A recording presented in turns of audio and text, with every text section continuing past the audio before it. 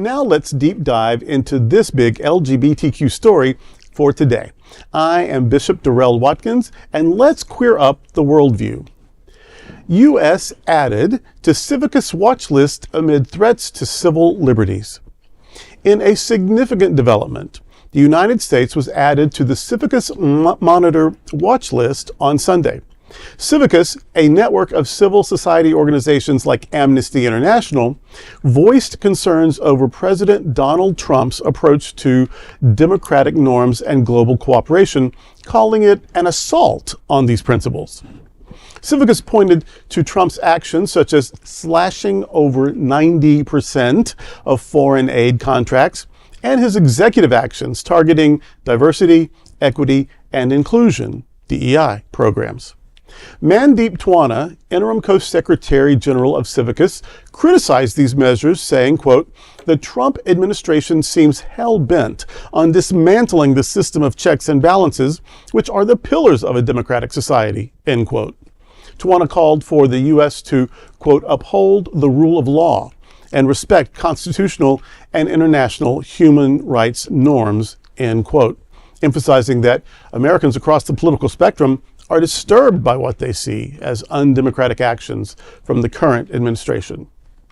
The White House, however, has rejected CIVICUS's assessment, with Deputy Press Secretary Anna Kelly dismissing it as, quote, "nonsense," stating that President Trump is leading the most transparent administration in history. You know, the brother of Jesus, his name was James. He was the leader of the Church at Jerusalem in the first century. And he often said to the Apostle Paul, "Motherfucker, please." The most transparent. Can you stand it? So anyway, I can't stand it. When the country, who in our lifetimes was steeped in apartheid, when they say y'all are all kinds of wrong, that's a beat. That's a flag on the play. We should listen to me about lesbian restaurants. That is a flag on the play. We need to stop and take a look at that. So it's really quite embarrassing that our national myth has always been that we're the leaders of freedom, and the reality is now hitting us in the face that we are actually quite behind. Yeah, very behind. Isn't that crazy though? We used to be respected by other countries. We were thought of as safe haven where anybody can run to, right? And now that's not the case. Everybody has a huge target on their back. If it's not trans, it's healthcare, it's Medicare, it's the HIV/AIDS cuts. It's just cancer research. It's cancer research. It's getting it from all angles. Yeah. You know, before we were the laughing stock of the world. Now people are more like, oh God, you know, they're fearful. They feel bad for us now. What about us? You know, there were some things in our democratic society that were just different than any place else on the globe. And those differences made it a special place. And even though it's been a struggle and a battle, right, to try to obtain civil rights for all, the possibility was there because that foundation and that formation and those democratic norms were there. There was always the possibility that we could take one more step. When Amnesty International and these organizations come out and go, "You've gone into the danger zone," it's really, it's dangerous for all of humanity. America is already the global leader. We're already the country that's able to be all across different countries, bringing medical aid and bringing life-saving cancer treatments and different things. We already do that. For other countries. For everybody on the globe. We're known to be the leader in negotiations. When you have that position, it's very, very important position, and for you to take it seriously. I'm really worried about, I think people don't understand, and you probably do, I think people don't understand the fragility of humanity. It is not guaranteed that we get to be here for much longer. Wow. It won't take a virus much more deadly than COVID to wipe us all out. Yeah. Like, it doesn't take much. There's no promises. And I think for the United States to be in this position, that these organizations have to come out and go, hey, they're not doing it for politics.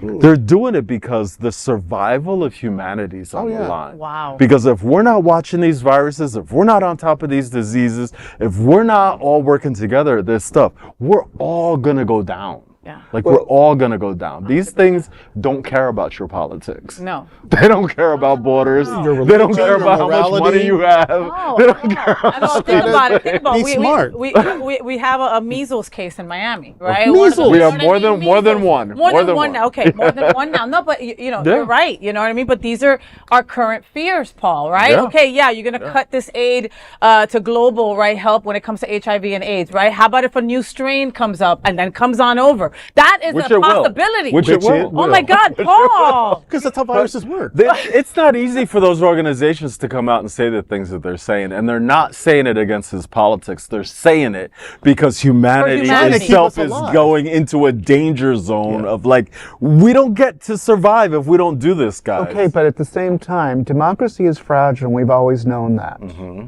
We're at the point at 250 plus years that we're like in the terrible teens. Mm-hmm. You know, we're acting out, we're being difficult, we're being snotty, we're being rude. And I think that the current 60 days that the Donald Trump administration, and it hurts me to say those words, Donald Trump, is that it's transactional. It's all about dollars and cents. It's all about money. It's not about lives. It's not about ethics. It's not about morality. It's not about fairness. It's about, I want to spend this much and you get none of that.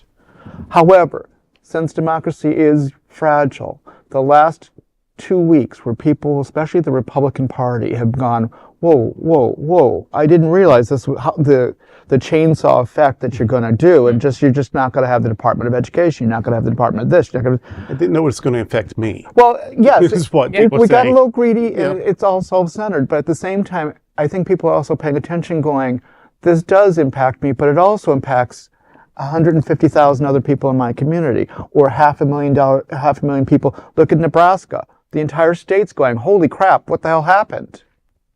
So I think because democracy is fragile, and we've been blessed to teach all these other groups and all these other countries what democracy is, that they're now bringing us back into line saying, hey, wait a minute, this is a checks and balance system here. You supported us for 50 years, 100 years. You taught us what democracy is about. We follow it. Now it's our turn to help you come back. And maybe this is a warning sign, and I'm taking it as a warning sign. But I also am hoping to God that in the next year, things calm down and people start realizing that this can't be a dollars and cents economy. This, process. This has to be, and we have to remember how. Well, that's not what a government is. And I know people that keep you know that. saying it should be run like a business. I'm like, it should But business not. and government are two different That's things. not. Humans involved. That's not what its responsibility is. And that's my point. That the government is about resources. It's not about dollars and cents as a business was. It's not about widgets. It's not about products sold, products spent. It's about people's lives and the fairness of the community. And one of the responsibilities of government is the safety of its Yes, citizens. exactly. And so when Fairness you and take welfare away, is part of democracy. Absolutely. It's not just a tyranny of the majority. No, that's it's, right. It's also making sure that everyone is taken care of. That no one's left out. And that means everyone. not just the people recognizing, that are unwoke. right. I mean, COVID was supposed to be that great teacher, right? Wow. It was like, You it went there, doesn't matter. Well, I mean, it doesn't matter how much money you have. I know billionaires that died because they were putting anti-COVID stuff and anti-vaccine stuff on their Facebook pages, and they wouldn't go in for treatment, and they died at home because the virus doesn't care. No, it like the doesn't care virus how much doesn't money you care got. about It doesn't us. care. Don't make judgments. And, But this No. story, but did we learn the lesson? No, we Did didn't. we learn No, the lesson? no. but this story still has hope because, again, we taught these countries in this organization what democracy is hopeful for and how it does Yes. work. So the fact that they're putting us in check in a polite little manner, even if the Yeah. current administration is ignoring it and spinning it, Of course. doesn't mean that we as a community, we have the We the power, people we the people the power. can bring this back. And that's why, even if it's a pain in the ass and I'm depressed half the time and I don't want to get out of bed, I still have hope that in the next 11 or 12 months we can get this back on track. We the people can do it. We A the third of people. the electorate did not vote. Remember that. I know. More people didn't vote. Then, That- yes, than they did. All it takes. I mean, one got 32%, one got 31%. 36%. Stayed home. Yeah, 0 got that. The Yeah. 36%. So Yeah. all we ever have to do is just show up on election day. That's we it. can change And this we can in the still do midterms. this. And we can In the still We midterm. do can it. change it in a couple of weeks.